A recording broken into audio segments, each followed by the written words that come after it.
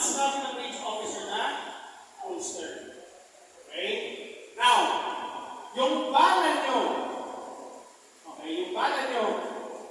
wala na sa magazine.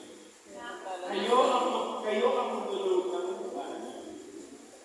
So, you have 2 magazines and you have 12 rounds. So, sabihin ng range officer, please load your magazine 6 rounds. 1, 2, 3, 4, 5, 6. 1, 2, 3, 4, 5, 6.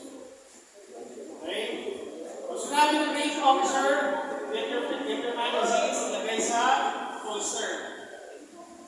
Now, question, may holster na ba kayo? Wala pa. Okay, kung may holster kayo sa bahay, dalhin nyo.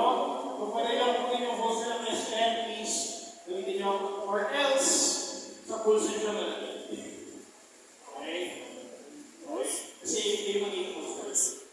Okay? Tapos, yung magazine nyo, hindi nyo siya ilalagay sa bulsa. Ilalagay nyo sa bed. Okay? Hindi siya sa bulsa. Hindi ang bulsa sa magazine. Right? Pero kung may holster kayo, sana may ganito. Right?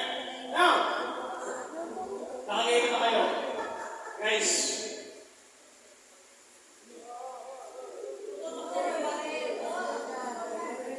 okay.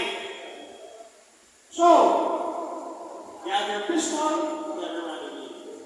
Okay?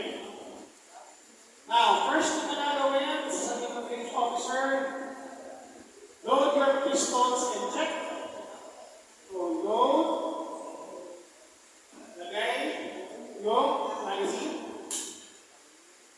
and then check.